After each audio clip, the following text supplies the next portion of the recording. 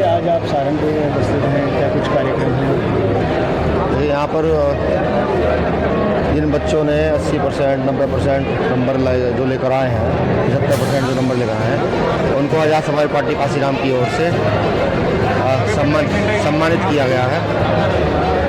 सम्मानित क्या बेसिकली ये कार्यक्रम जो है ना, वो बेटियों के शिक्षा की ओर लेके जाने के लिए ही है। जो लोगों में जागृति पहुँचे। आज जो बेटियाँ को 10वीं के बाद 12वीं के बाद घर बिठा लेते हैं माँ बाप, ये उनके लिए भी एक संदेश है कि बेटियाँ जितना पढ़ेंगी उतना देश भी सुधरेगा, व्यवस्था सुधरेगी, परिवार सुधरेगा, समाज सुधरेगा। ये कार्यक्रम बेसिक आज उसी के लिए है। तो इसमें कुछ लोगों की नियुक्ति भी हुई है? हाँ, बहुत सारे युवाओं ने, बुजुर्गों ने यहाँ सदस्यता ग्रहण भी की है। समाज को ये लग चला है कि आज़ाद समाज पार्टी जो है ना, एक मजबूत विकल्प देश के अंदर है, जो अन्याय के खिलाफ, अत्याचार के खिलाफ लड़ सकती है। जैसे हमने घोषणा की है भाई, कक्षा 1 से लेकर 12 तक की शिक्षा बिल्कुल फ्री कर देंगे। चंद्रशेखर भाई ने भी कहा है कि भाई हम तो MBBS की पढ़ाई भी जो है ना 1 रुपये में कराने का क्षमता रखते हैं। तो ऐसी बहुत सारी चिकित्सा बिल्कुल फ्री की मांग हमने की है। नशा मुक्त उत्तर प्रदेश हो, सरकारी गवर्नमेंट सेक्टर में भी जो पेंशन नहीं है उनकी पेंशन को लागू किया जाए। बहुत सारी जो सुविधाएं हैं उसके लिए चर्चा लगातार हम कर रहे हैं। ठीक है, उसी को देखते हुए सब लोगों ने पार्टी सैकड़ों की संख्या में ज्वाइन की गई है। राष्ट्रीय अध्यक्ष जी यहाँ पे आ रहे थे, क्या वजह रही है, क्यों नहीं आ पाए? लोगों के बीच में एक उत्साह थी कि राष्ट्रीय अध्यक्ष यहाँ पर पहुँचेंगे, उनसे मुलाकात होगी, तो उनके समर्थक यहाँ पे पहुँचे थे, क्या वजह रही? देखिए, समय तो उन्होंने दिया था, लेकिन 4 तारीख से यात्रा शुरू हो रही है, सत्ता परिवर्तन यात्रा। ठीक, तो उसी के इवेज में लखनऊ में प्रेस कॉन्फ्रेंस जो है वो ऑर्गेनाइज होनी थी, और उसका डेट जो है ना वो आगे पीछे होना था, लेकिन वो सही मैनेज नहीं हो पाया। तो 31 तारीख में वो वहाँ पर जो है, माफ़ी चाहूँगा, 30 तारीख में जो वहाँ पर प्रेस कॉन्फ्रेंस हुई। अब लखनऊ दूर पड़ता है, ठीक है, उन्होंने अपना संबोधन किया है, फ़ोन के माध्यम से संबोधन किया है। ठीक, बाकी उनका संदेश लेकर हम सब लोग, आप सब लोग चलते रहे भाई पैमाने। ठीक, बाकी जनता भी समझती है भाई चंद्रशेखर आज़ाद जी के बाद काम हो जाता है, बहुत प्यार करती है उनसे।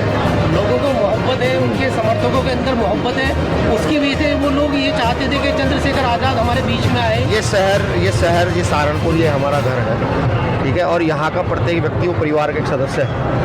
ठीक, और परिवार में कभी भी आ जा सकता है, ऐसा नहीं है।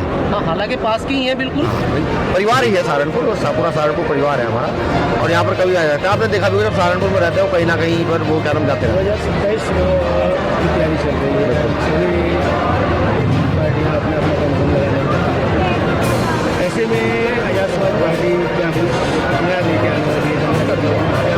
देखिए, हमारा सबसे पहला उद्देश्य ये है कि किसी भी तरीके से यहाँ पर सामंती ताकतों को रोका जाए। आज जो जाति के आधार पर, धर्म के आधार पर व्यवस्था चलाना चाहते हैं, जो कि संविधान का पूर्णतः उल्लंघन है, उनको रोका जाए, और उनको रोकने के लिए हम किसी भी हद तक जाने के लिए तैयार हैं। सबसे पहली प्रायोरिटी हमारी भारतीय जनता पार्टी को रोकना है, उत्तर प्रदेश से और देश से। बाकी जो राजनीतिक दलों ने अपना दिल बड़ा करना चाहिए, वो दिल बड़ा नहीं करते हैं, तो हम लोग खुद इतनी ताकत रखते हैं कि हम यहाँ पर 400 विधानसभा सीटों पर चुनाव लड़ने की ताकत में है। जनगणना 2026 को किस तरीके से देखते हैं? देखिए, अभी वो पूरी हो जाए पहले। सरकार कहती है कि जनगणना के बाद बहुत से नए नियम लागू होंगे, बहुत सी नई योजनाएं लागू हो जाएंगी। करनी चाहिए। जो लोकतंत्र के तहत संविधान में जो नीतियाँ हैं, वो संविधान से हटके थोड़ी चलेंगे। संविधान से बाहर जाएंगे तो फिर हम जैसे लोग, आप जैसे लोग खड़े हैं। देखिए, जनगणना जो है ये पॉजिटिव रिजल्ट लाएगी। ये बताएगी कहाँ किसकी कितनी संख्या है और किसके पास कितना हिस्सा है।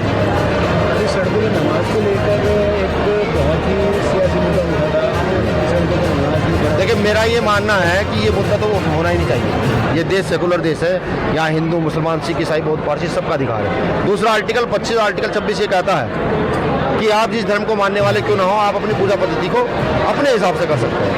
साल में एक दिन त्यौहार का आता है, ये पूर्णतः एक राजनीतिक स्टंट होता है भारतीय जनता पार्टी के लोगों का। साल में त्यौहार आता है, और वो भी त्यौहार का आधे घंटे का वो काम होता है नमाज पढ़ने का, इससे ज़्यादा कैसे नहीं होता। भारतीय जनता पार्टी के जो लोग हैं, जो जिन्होंने सदियों अंग्रेज यहाँ रहे, उनकी गुलामी की। भाई, भारतीय जनता पार्टी जिस आइडियोलॉजी पर चलती है, उस आइडियोलॉजी के लोगों ने हमेशा अंग्रेजों को गुलामी की, क्रांतिकारी को मरवाया है।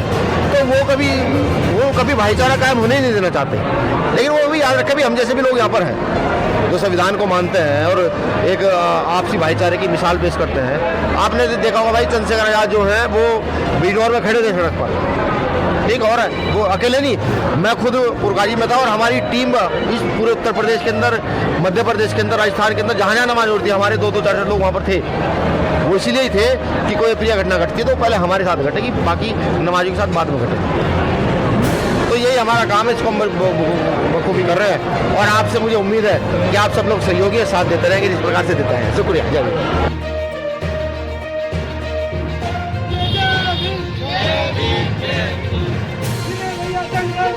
हम तुम्हारे साथ हैं, हम तुम्हारे साथ हैं, संघर्ष करो।